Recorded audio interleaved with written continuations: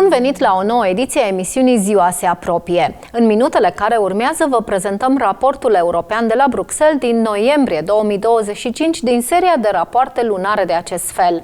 Yossi Lempkowicz îi are ca invitați pe europarlamentarul danez Kristoffer Storm și pe Tomas Sandell, directorul Coaliției Europene pentru Israel, pentru a discuta despre pacea și normalizarea situației din Orientul Mijlociu, precum și despre refacerea relațiilor dintre Uniunea Europeană și Israel. Vizionare plăcută! It has now been 2 years since the horrendous terrorist attacks by Hamas on Israel on October 7, 2023. But for the first time over these last 2 years, we can see the light at the end of a very dark tunnel. We saw that 20 Israeli hostages returned home to their families after more than 2 years held captive by Hamas in Gaza. A very joyful and emotional day, even if there are still bodies of deceased hostages that are not being delivered to their families for burial. Which brings us to the theme of this month's European report. Will we now finally see peace and normalization between Israel and our Arab neighbors, or will the conflict continue? This is today's question. And if we want to prepare for peace and normalization in the Middle East, what would be the eventual role of the European Union? How can the EU best use its influence to achieve this goal? Joining us in the program this month here in the European Parliament is a newly elected MEP, Kristoffer Storm, from Denmark, a member of the Conservatives and Reformist political group, and as always, Tomas Sandell, founding director of the European Coalition for Israel. My name is Yossi Lempkowicz from European Jewish Press and Europe-Israel Press Association. This is the European Report. Before all, I would like to ask both of you, how did you leave the release of the 20 Israeli hostages? MEP Storm. Sorry, I was just having my mind in Israel, thinking about the hostages while you were speaking. So sorry, I was not prepared. But to be honest, I'm so happy to be able to see what have been doing the last couple of days. To see the happiness of the families, to see how the people of Israel have been able to trust in the future again. But I see this 20 hostages as a symbol of the future, and a symbol of now we have the chance to actually begin to talk about peace and talk about the future, because it was not possible at the time when it was still in Gaza and captured by Hamas. But now we have this new beginning. So I really think it's wonderful, and I hope it can be the start of new times. Tomas Sandell, the same question for you. Well, thank you, Yossi, for asking. I realized my name is Thomas. In the Bible, Thomas was the man with little faith, so I have to see to believe.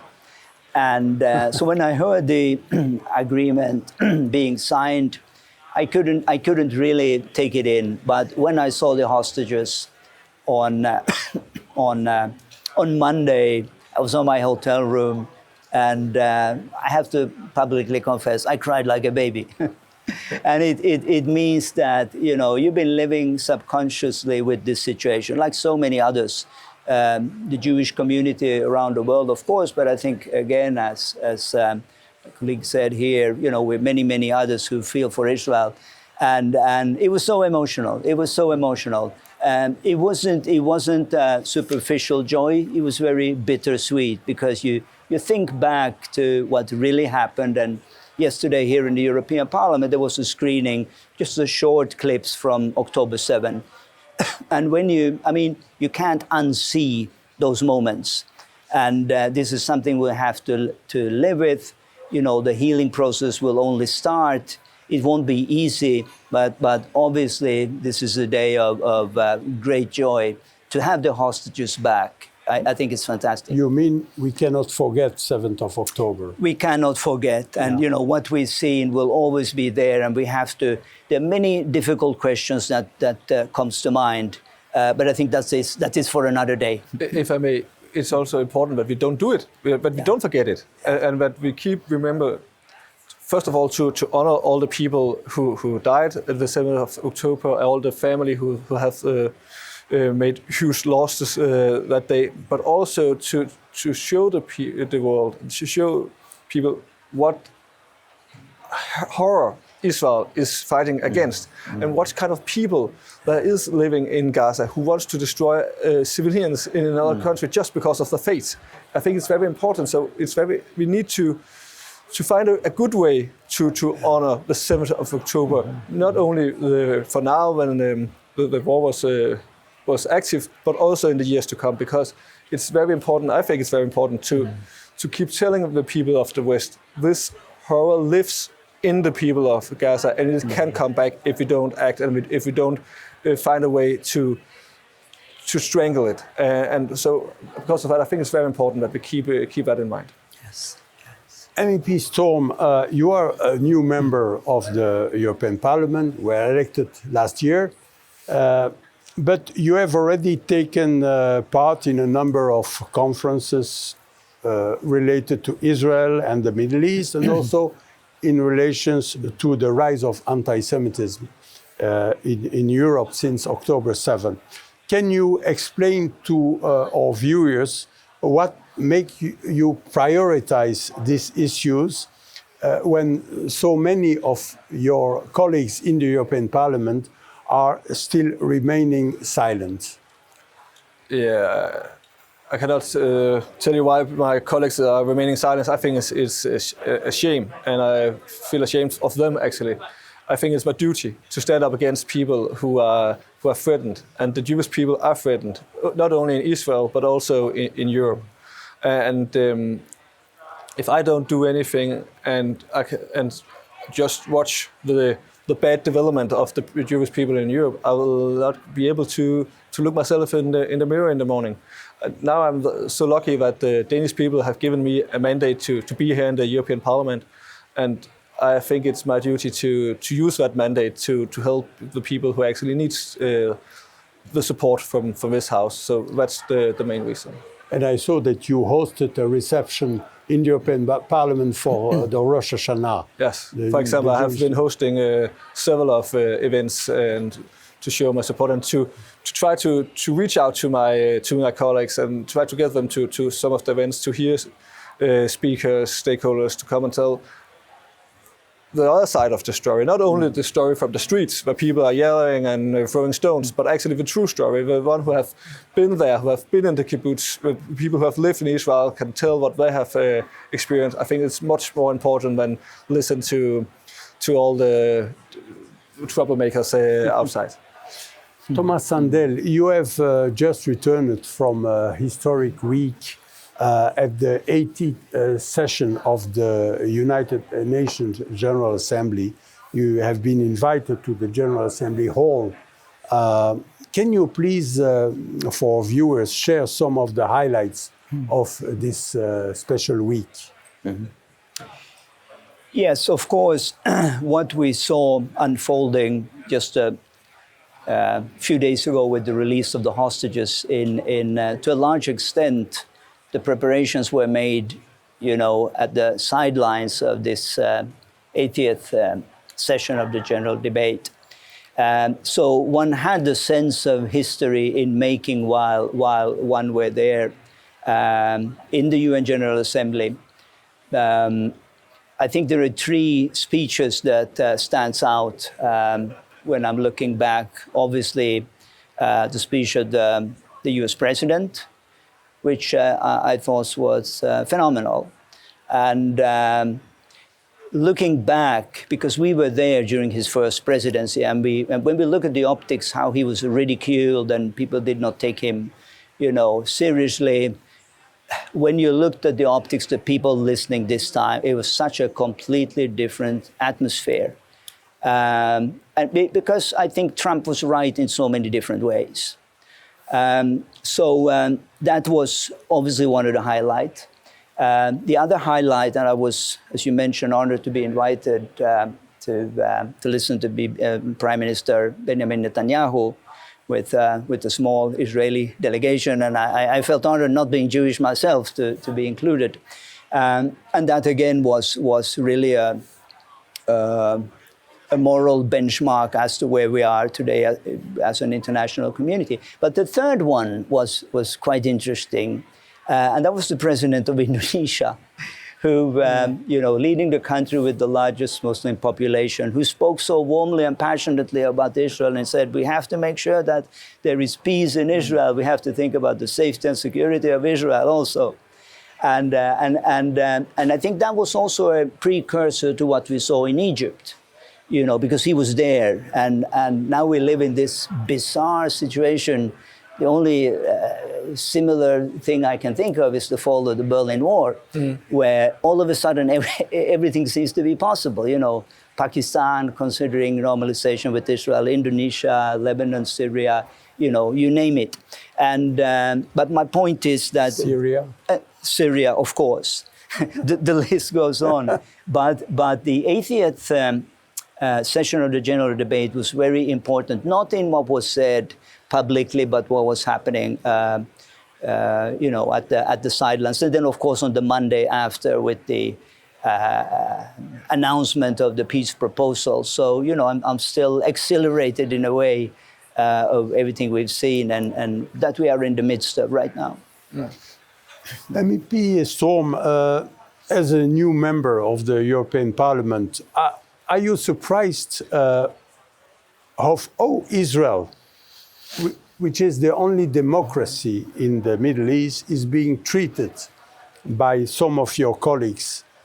Among them, at least one was part of the flotilla that went to Gaza, Yeah. So why is there so much criticism of Israel here in Brussels within the EU institutions, while the situation in other countries, other parts of the world, like Syria, Nigeria, or Sudan, is almost completely ignored by these MEPs?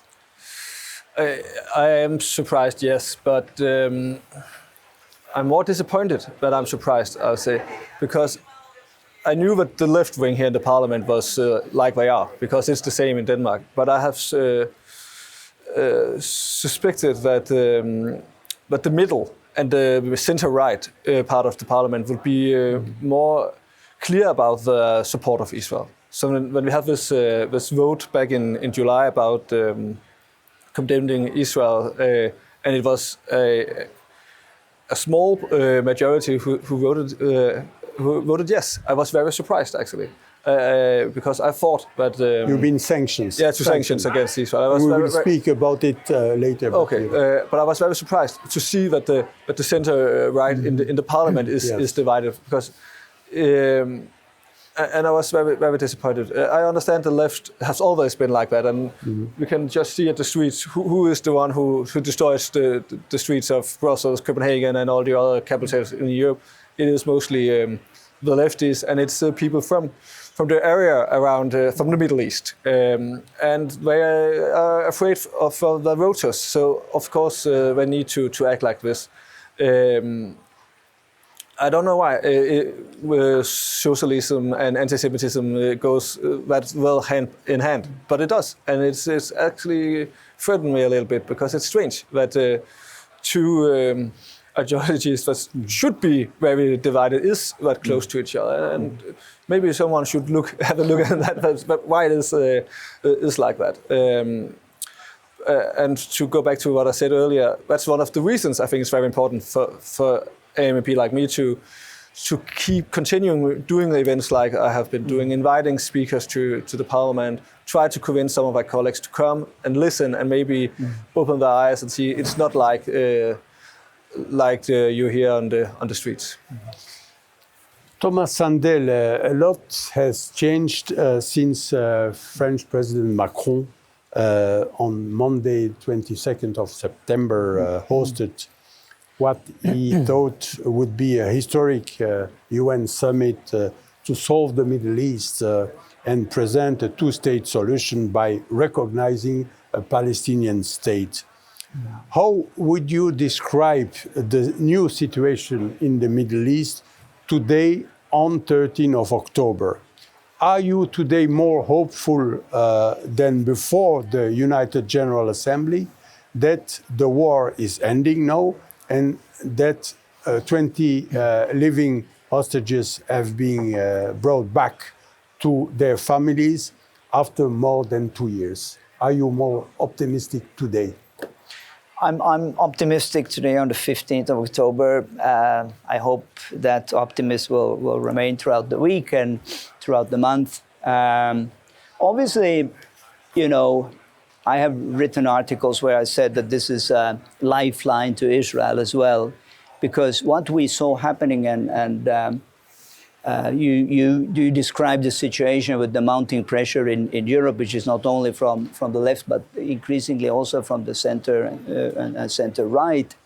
The idea was that this Macron conference would be the final nail in that coffin to as they described, an irreversible, unconditional path to statehood, which is completely irrational. You can't have anything irreversible. You can't have anything unconditional. So the Monday was, of course, the game changer, where to everyone's surprise, it was the U.S. president who brought together the stakeholders and presented a credible plan. And I think two things that we can already say that has changed because of this plan. One is, of course, the living hostages are back. I mean, it's amazing. It means militarily that the situation is completely new. There's a promise from Trump's side, and I think also from the rest of the signatories that, if they don't behave, Israel has the right to go in to dismantle Hamas. Trump said it just earlier today. That's one thing. The other thing is that there is a momentum now in the Arab world. There is an expectancy of moving in a certain direction for normalization. This will not disappear easily, and I think the next few weeks and months will reveal how far it can go under these circumstances. But what we do know is that there's a very different dynamics right now than before the 29th of September. And I'm so grateful for all of that. But there is still the Iranian issue. Iran is still an issue in the Middle East. It's still an issue, but, and someone mentioned this, if we go back to the Berlin Wall, Soviet Union fell because it was weakened from outside and from inside. The same is true now for the Islamic Republic. Yeah. They're more isolated now, Iran, because of the Arab country have agreed on this peace deal. And yes. So I 100% agree with you. I think there is some opportunities now that we haven't seen before. Exactly. MEP Storm, Denmark is currently chairing the European Council. And in this position, it is pushing, we mentioned this, pushing for sanctions and boycotts of Israel by the EU. At the same time, your Prime Minister, Mette Frederiksen, has refused to recognize a Palestinian state before it fulfills certain conditions and criteria for statehood. What is your own assessment of Denmark's role in the current conflict and towards Israel? To be honest, I would like to say that my country is very important in this role, this situation, but I don't think that Denmark's role is that important. Not even now when we have the presidency. We can see the peace conference in Egypt.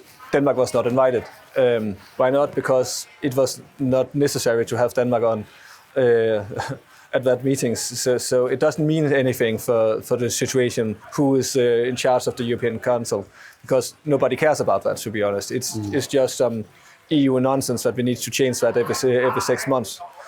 But I think that the Danish way of dealing with recognizing Palestine is a good way to do it, because in that way we give the people of Palestine a feeling that we recognize that we give them the opportunity to change and say, if you do this and this and this and this and this, then we will stand by you and recognize your area as a state.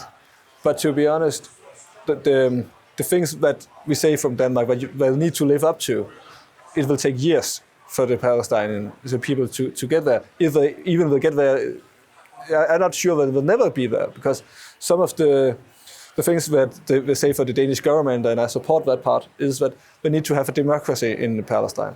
We need to have a government that supports a two-state solution. We need to have a people who recognize Israel's right to exist and so on. And I don't believe that the Palestinians is ready to choose peace in their own states. Now, we can just see what happened in Gaza. The moment Israel put back their forces, almost a civil war went out. And so it will take years for them to get there. But of course, if they change, why should we say no in front? But I don't believe that. I think it will take years for them to get ready, because right now there's nothing to recognize. It's not a real state. They don't have a government. They cannot rule their own people. They cannot protect their borders and so on. So there's nothing to recognize. So it needs to take it step by step. We mentioned this before. Should the European Union now withdraw remove its decision to sanction Yes, Israel? of course they should. Know that the deal has been signed and the ceasefire took effect. The topic, I know, will be discussed at the Foreign Affairs Council. Yeah.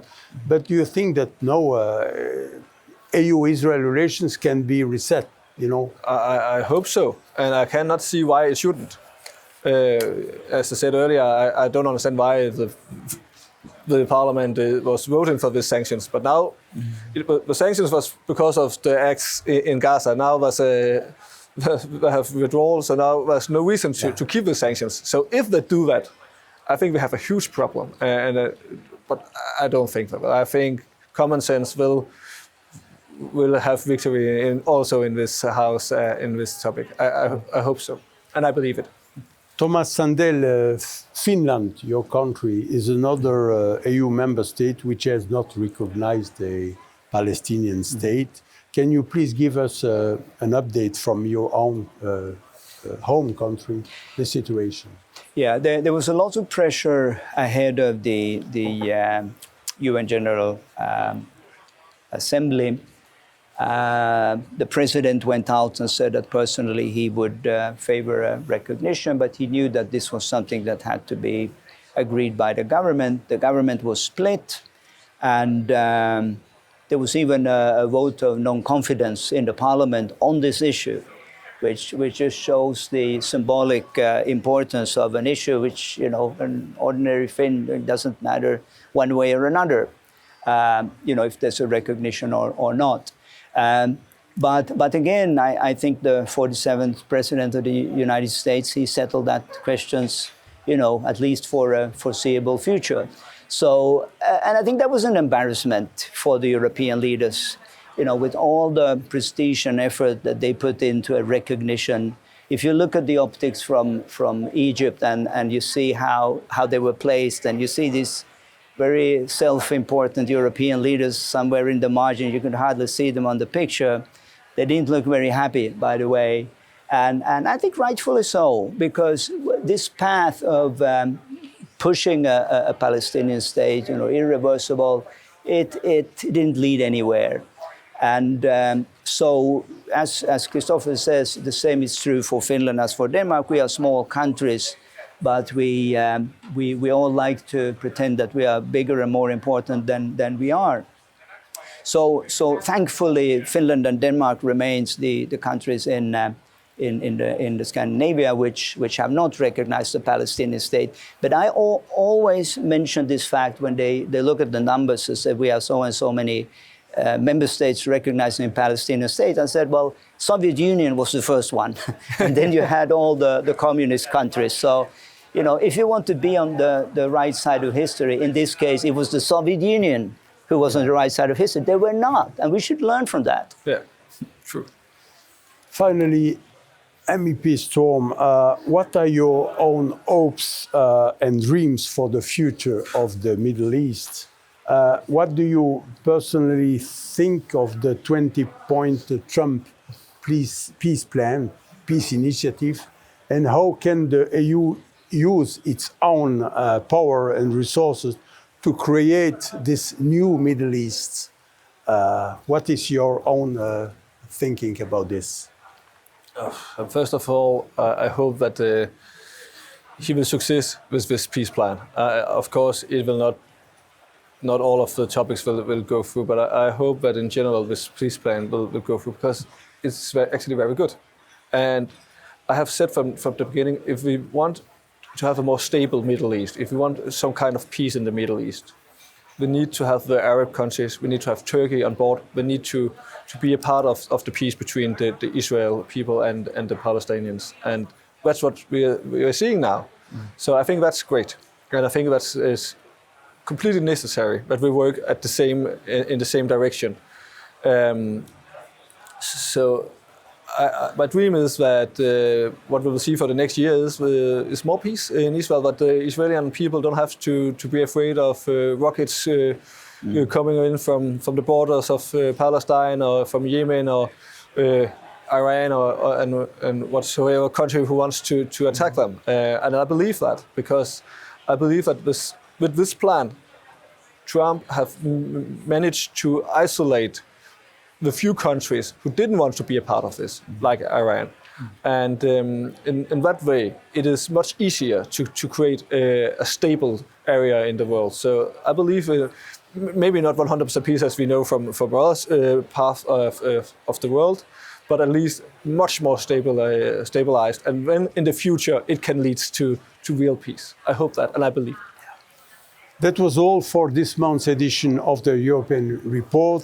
Thank you both to MEP Kristoffer Storm and Tomas Sandell for this discussion in a time of great achievement and hope. My name is Yossi Lempkowicz, and this has been the European Report. See you again next month.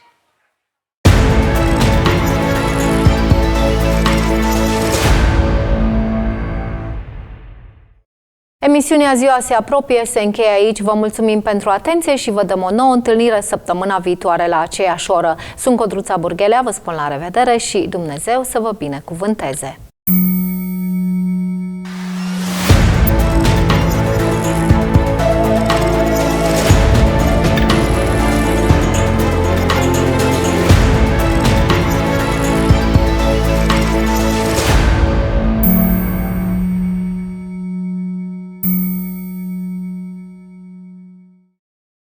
Alpha.